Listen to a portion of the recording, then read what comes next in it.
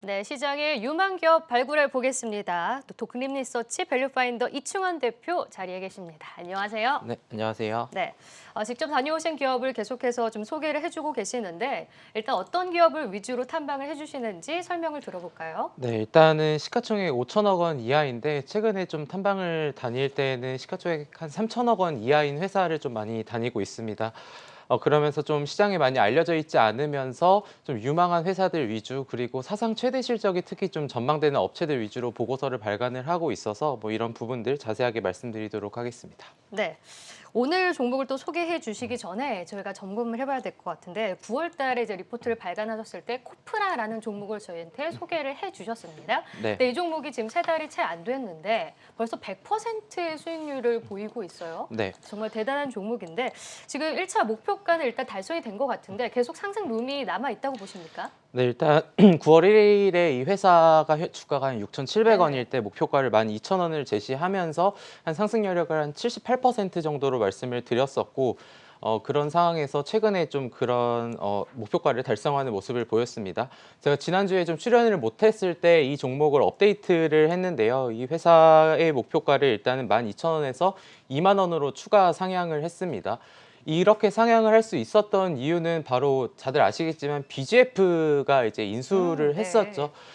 총 2,500억 원 규모였는데 1,500억 원은 기존 구주, 최대 주주의 지분을 매수를 했는데 그게 이제 한 주당 단가가 24,119원이었거든요. 근데 지금 주가가 지금 12,300원인 상황이고 그 외에 뭐 CB나 BW 유상증자를 통해서 1,000억 원의 자금을 더 투입을 했는데 여기서 보셔야 될 게 사실 CB랑 BW를 이제 발행을 할 때는 보통 다른 업체들이 가져가기 때문에 오버행에 대한 이슈가 우려가 되는데 네네. 이 회사는 최대 주주가 오히려 CB랑 BW를 발행한 거기 때문에 음. 기존의 최대 주주 지분이 한 34.8% 정도 되는데 이게 나중에 주식으로 전환이 되면 오버행 이슈가 아니라 오히려 최대 주주 지분이 50% 중반대로 올라갈 수 있어서 이걸 시장에서 악재로 해석하시는 분들도 있는데 이 부분은 오히려 호재다라는 점. 어. 네, 그래서 뭐 최근에 이런 BJF가 인수를 했었는데 BJF가 인수를 한 게 지금 이제 2세 경영이 이제 2세로 좀 되면서 오히려 되게 새로운 산업을 적극적으로 추진하는 것 같아요. 그래서 그 부분이 BJF하고 코프라하고의 이런 시너지가 충분히 발휘될 수 있을 것 같다라는 점에서 좀 계속해서 주목을 하시면 좋을 것 같습니다. 네, 알겠습니다. 그래서 오늘 또 소개해 주실 종목도 굉장히 궁금한데요. 어떤 기업을 소개해 주실 거죠? 네, 오늘 말씀드릴 종목은 이제 좀 생소하실 수도 있는데 유일 에너테크라는 음, 회사입니다. 유일 에너테크. 네. 아, 네, 정말 좀 생소할 수 있을 것 같습니다.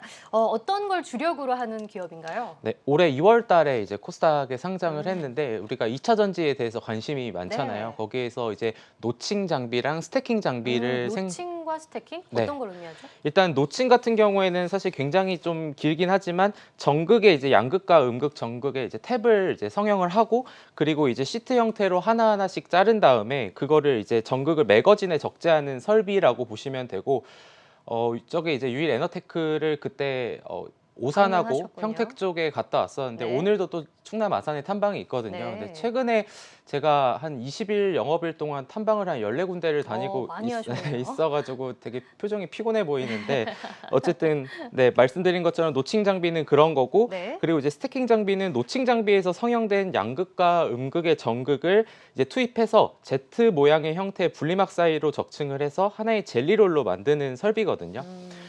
이 회사를 보면은 이거를 주요 생산하는 업체고 대부분의 매출이 지금 SK 이노베이션 향으로 매출이 발생을 하고 있다라고 보시면 좋을 것 같은데 이게 이 회사의 장비를 보면 ppm이라는 단어가 많이 나오는데 이게 피스퍼 미닛이라고 해가지고 1분당 전극을 절삭하는 장수를 의미합니다. 그래서 2012년도에는 100ppm이었던 게 지금 260ppm 노칭 장비를 세계 최초로 양산하는 데 성공을 했고요. 지금 고객사의 요청으로 270짜리 ppm을 지금 준비 중인 것으로 좀 파악이 되고 있습니다. 2017년도 매출액이 150억 원 정도가 됐었는데 지난해 590억 원까지 거의 연평균 58% 실적이 계속해서 급증하는 모습들을 보였고요. 방금 이제 매출 비중이 나왔을 때 기타가 나와 있었는데 이 기타라는 거는 이제 설비를 이제 유지해주고 보수해주고 그리고 이제 부품 교체를 통해 발생하는 매출이다라고 좀 보시면 될 것 같습니다. 네. 네. 그래서 2차 전지 쪽을 지금 설명을 해주셨는데 지금 매출 비중이 2차 전지가 대부분인 것 같아요. 네. 지금 저희가 뭐 폐배터리도 하고 수소 모멘텀도 하고 이제 이따가 또 네. 짚어볼 텐데 일단 그럼 이쪽을 한번 살펴보도록 하죠. 지금 스태킹 방식도 채택을 하고 있고 이런 노칭 장비를 채택하는 또 다른 고객사들도 많지 않습니까? 네. 그렇게 된다면 수요가 계속 앞으로 2차 전지 시장의 성장과 더불어서 늘어날 가능성도 높다고 생각되는데 어떻습니까? 네, 실제로 비슷하게 사업을 영위하는 데 또 있습니다. 제가 뒤에서 말씀을 드리려고 했는데 뭐 DA 테크놀로지라는 회사가 있는데 그 회사는 좀 적자라서 네. 지금 피어그룹에서 제외를 했고요. 뭐 그 외에 이 회사가 상장할 때 뭐 피어그룹으로 제시했던 이런 회사들을 보면은 뭐 엠플러스도 있고 PNT도 있고 V원텍, NS, 뭐 원익 P&E 같은 회사들도 많거든요. 그래서 이따가 이 회사의 타겟퍼를 산정하는 데 있어서 이런 부분을 좀 자세하게 설명을 해 드릴 거고요. 그래서 다시 한번 말씀드리는 것처럼 캐파는 이 회사가 지금 너무 풀캐파여가지고 지금 공장을 임차해가지고 계속해서 또 돌리고 있는 네. 그런 상황이거든요. 이게 레벨을 내년도에 확보 더 늘릴 예정인데 이게 왜 그런지를 좀 살펴보자면은 네.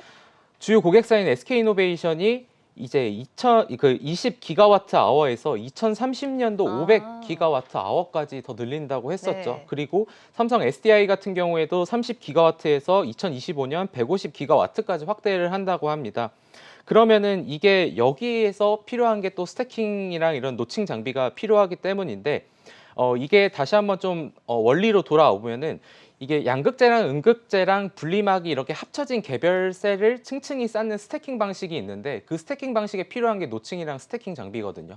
그래서 이 회사가 좀 시장에서 주목을 많이 못 받았었던 게 좀 그런 이유가 아닐까라고 생각을 하고 있습니다. 그래서 결론적으로만 말씀을 드리면은 일단 노칭과 스태킹 장비는 업계 최고 수준의 지금 기술력을 갖고 있고 SK 이노베이션 쪽으로 지금 매출 비중이 확대가 되고 있지만 향후에는 좀 그런 부분들이 뭐 삼성 SDI나 수주 이런 고객사 다변화를 지금 좀 추진 중인 것으로 좀 파악이 되고 있다. 일단 2차 전지는 그렇게 보시면 될 것 같습니다. 네, 그리고 주요 고객사의 캐파 확대와 더불어서 또 설비 투자도 함께 이어질 가능성이 높다라고 또 말씀해 주셨습니다. 그리고 이런 폐배터리 쪽을 한번 살펴볼까요? 폐배터리를 지금 진출해 있는 기업을 보면 대표적으로 뭐 에코프로가 있는 것 같고 네. 또 관련주로 영화테크도 많이 오르는 모습이 있었는데 이쪽도 합니까? 네, 이게 직접적으로 하는 건 아니고요. 우리가 내년도 상반기에 상장하는 성일하이텍이라는 네. 회사가 있습니다. 거기도 폐배터리 관련주에서 지금 시장에서 굉장히 관심이 많은 것 같은데 이 회사는 100억 원 가량의 지분 투자를 최근에 단행을 네. 했습니다. 10월 달에. 사실 어쨌든 이 회사의 뭐 규모나 이제 지금 갖고 있는 자본금 대비해서는 굉장히 좀 크게 좀 투자를 한 건데 이 회사가 어떤 회사길래 이렇게 투자를 했고 이 회사를 바라보는 중요한 투자 포인트가 왜 폐배터리일까 이런 부분을 좀 말씀을 드리고 싶은데요. 제형텍은 업계에서 유일하게 블랙 파우더에서 고순도 2차 전지 탄산 리튬을 추출을 할 수 있습니다. 뭐 폐배터리라는 게 우리가 뭐 잘 알고 있는 뭐 폐건전지 같은 이런 것들이 결국은 다 써가지고 쓸 수 없는 그거를 이제 기술력을 통해서 기존에 있는 원료들을 회수를 하는 거다라고 보시면 되는데 지금 제형텍의 기술력으로는 85% 이상을 회수할 수 있다라고 좀 알려져 있는 그런 상황입니다. 국내에 지금 뭐 이게 탄산 리튬은 LFP 배터리의 원재료 중에 가장 높은 비중을 차지하는 원료고 NCM 황산염은 이제 NCM의 양극재 전구체 제조 핵심 원료인데 이게 그럼 왜 중요하냐 이런 부분을 보자면은 고객사가 이제 NCM 복합 황산염을 사용하게 되면은 양극재 제조 공정에서 N과 C 그리고 M의 개별 금속을 합성하는 1단계 공정을 생략을 할 수가 있습니다. 그러면 당연히 비용이 절감이 되겠죠. 그러니까 최근에 수요가 굉장히 많아지고 있는 상황인데 이 회사가 지금 100억 원을 좀 투자를 했고 뭐 월 캐파도 뭐 탄산리튬은 100톤 정도 그리고 NCM 황산염은 월 150톤을 지금 생산을 할 수 있다고 합니다. 그러니까 이런 부분들은 좀 새로운 이제 신성장 동력으로 좀 볼 수 있는 새로운 또 2차 전지 제외하고 어차피 사실은 좀 연결이 되는 부분이 없지 않아 있는데 폐배터리 관련주로서 이 회사가 좀 많이 알려져 있지 않아서 이런 부분들도 좀 중요한 투자 포인트가 될 것 같다라고 말씀드리겠습니다. 네. 그러니까 주요 매출처인 매출 비중이 큰 2차 전지에 이어서도 폐배터리의 지분 관련해서 저희가 알아봤고 또 친환경 정책과 관련해서 수소 쪽에서도 모멘텀이 있다고 들었습니다. 어떤 점인가요? 일단 뭐 수소차는 뭐 당연히 다들 아시겠지만 그 컨설팅 업체 맥킨지는 2050년이 되면은 물론 좀 먼 얘기긴 하지만 수소 시장 규모가 거의 3천조 원에 달할 거다라는 좀 이런 게 있었고 올해 9월에 국내 유수 대기업들이 수소 드림팀을 출범을 했죠. 네네. 현대, 뭐 효성, 두산 이런 다 하고 네, 있죠. 굴지의 대기업들이 다 참여를 했는데 지금 그리고 최근 유럽이나 전 세계 각국 정상들이 한자리에 모여서 항상 얘기하는 것 중에 하나가 친환경과 관련된 겁니다. 탄소 중립도 있고 올해 같은 경우에 이제 우리나라에서도 문재인 대통령이 2050 탄소 중립을 발표할 정도로 굉장히 수소 시장도 각광을 받고 있는 그런 상황인데 동사는 2018년도에 발전용 수소 연료전지 소재 촉매 코팅 장비를 개발한 이력이 있었고